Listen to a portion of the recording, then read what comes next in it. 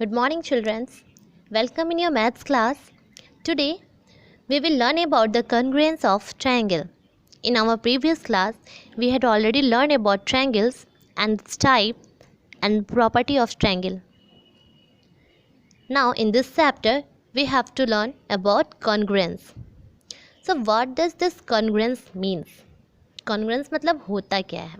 ठीक है, congruence मतलब पता होगा तभी तो congruence of triangle पढ़ेंगे. So let's move. Congruence that means ऐसा फिगर जो शेप और साइज दोनों में एग्जैक्टली सेम हो. इस टाइप के फिगर को हम क्या बोलते हैं? Congruent figure. ठीक है. इन आवर डेली लाइफ हम बहुत सी ऐसी चीज़ें देखते हैं जो ऐसी चीज़ें क्या कहते हैं, शेप वो सेम साइज हो और डिफरेंट शेप और डिफरेंट साइज के भी हो. तो इस बेसिस पे 3 कैटेगरी डिवाइड किए गए हैं. ओके, आप यहाँ कॉपी में देख सकते हो. Category 1, category 2, category 3. कैटेगरी 1 में ऐसी चीज़ों को रखे गए जिसके शेप भी अलग हैं और साइज़ भी अलग है. कैटेगरी 2 में शेप तो सेम है, एक ही जैसा है, लेकिन साइज क्या है? डिफरेंट है. ये लिप्स हैं, ये ग्लास हैं, आप इनके साइज़ देख सकते हो. शेप तो सेम है. कैटेगरी 3 में ऐसी चीज़ों को रखा गया जिनके शेप भी सेम थे और साइज भी सेम थे. Okay, so we say that in geometry two figures or two objects which have same shape and same size, or if one has same shape to the respect to the other one, so this figure or this object are called congruent.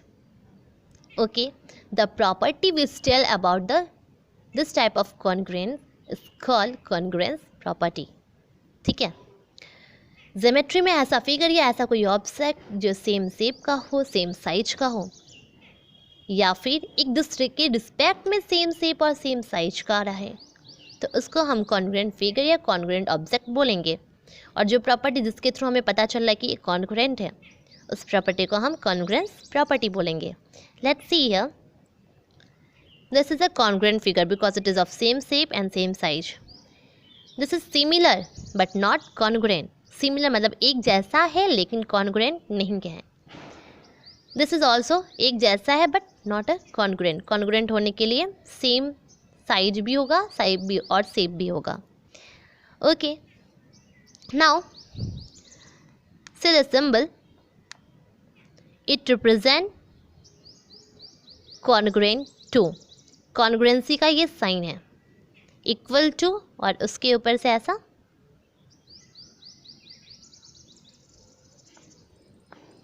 ये क्या show करता है? ये congruent to का symbol है. इसको हम read कैसे कहते हैं? मान लो कोई ऑब्जेक्ट ए और बी है, तो हमने कहा A is congruent to shape B. तो अगर आपको इसको प्रोनाउंसिएशन करना है इसका, तो आप कैसे करोगे? A is congruent to B, और लिखोगे कैसे? ए और बी, और बीच में इसको लगा दोगे. Okay, now let's see the congruence of some geometrical figure starting from line segment. Okay, if two line segments are of equal length, then line segment are congruent. कोई भी दो लाइन सेगमेंट अगर equal length का है तो वो आपस में क्या है? कॉन्ग्रुएंट है. या फिर कोई भी line segment and vice versa लिखा है ना, डैट मीन्स या फिर कोई भी लाइन सेगमेंट कॉन्ग्रुएंट है, डैट मीन्स वो क्या है? आपस में इक्वल लेंथ के हैं. ओके, यहाँ पे एक लाइन था A B 5 centimetre, C D 5 centimetre. Line segment है, डेट्स में हमने ऊपर लाइन सेगमेंट का सिंबल बनाया इसको रिप्रेजेंट करने का. A B is congruent to C D. Congruent तभी होगा जब वो आपस में इक्वल होगा, ऑब्वियसली. सो यहाँ पे इसलिए लिखा है कि if A B is equal to line segment A B is equal to line segment C D. अगर ये दोनों इक्वल हैं आपस में, तभी ये दोनों आपस में क्या होंगे? कॉन्ग्रुएंस होंगे. Next, congruence of angles. Okay, कोई भी दो एंगल्स कॉन्ग्रुएंस तब कहलाएगी जब दोनों एंगल्स के मेजर्स क्या हो? सेम हो. दोनों एंगल की वैल्यू क्या हो? सेम हो, तो वो एंगल्स क्या कहलाएगी? कॉन्ग्रुएंस. और अपोज और वाइस वर्सा, डैट मीन्स कोई भी एंगल सेम है, डैट मीन्स वो क्या कहलाएगी? कोई भी एंगल कॉन्ग्रुएंट है, डैट मीन्स उनकी जो एंगल की वैल्यू है वो क्या होगी? सेम मेजर की होगी. So let's see A B C and angle X Y Z, दोनों की वैल्यू कितनी है? 65.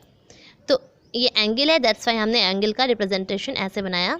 Angle A B C is is congruent to angle XYZ if angle ABC is equal to XYZ. If it is equal, then it is congruent. Next, congruence of triangle.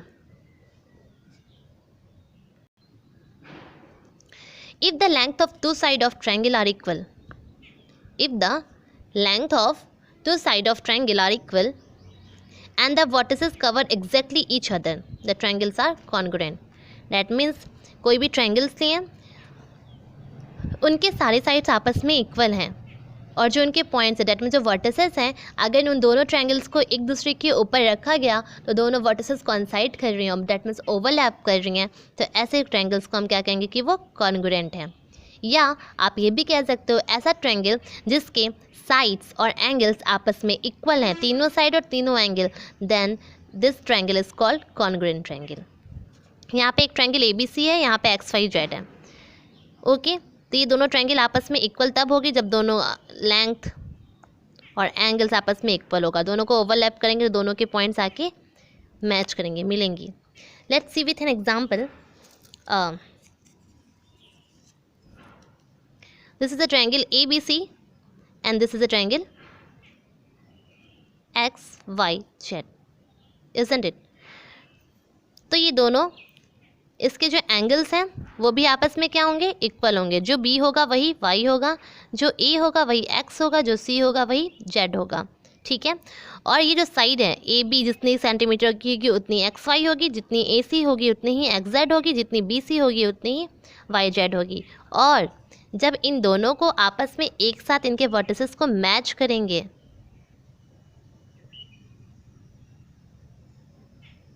तो ये क्या करेगी, overlap कर जाएगी, कॉन्साइड कर जाएगी। तो आपको क्या लगेगा कि ये एक ही ट्रायंगल है। Okay, so this type of triangle is called congruence triangle. आप ये ट्रायंगल का ये ऐसे आप स्क्वायर का भी कर सकते हो, सर्किल का भी कर सकते हो, पेंटागन, मतलब किसी भी ज्योमेट्रिकल फिगर का आप कॉन्ग्रुएंस निकाल सकते हो। ओके, अगर सर्किल का निकालना है तो हमारा रेडियस क्या होना चाहिए, दोनों का इक्वल होना चाहिए। अगर स्क्वायर का निकालना है तो हमारे चारों साइड्स का होना चाहिए, आपस में इक्वल होना चाहिए। तो ऐसे हम हर फिगर ज्योमेट्रिकल फिगर्स के कॉन्ग्रुएंस इजिली फाइंड आउट कर सकते हैं। Okay, next, the notation below shows the congruence and the correspondence of congruent triangle ABC and XYZ. Okay, so let's see इस ट्रायंगल्स के अकॉर्डिंग यहाँ पे कुछ वैल्यू दे रखी है, कॉन्ग्रुएंट पार्ट और कॉरेस्पॉन्डेंस पार्ट।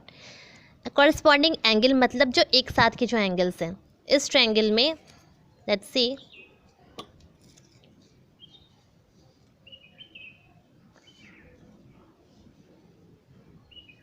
एंगल A किसके बराबर है, X के, तो ये आपस में कॉन्ग्रुएंट है।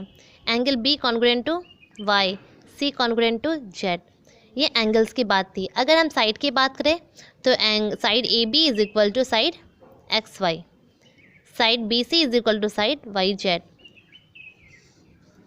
Side AC is equal to side ZX।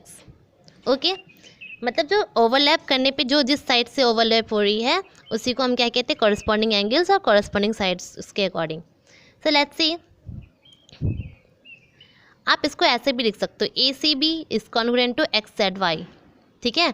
Ordering change कर सकते हो, लेकिन लेट्स सी A X के साथ ही होगा, C Z के साथ ही होगा ऑर्डर में, और B Y की जगह ही होगा, इजंट इट?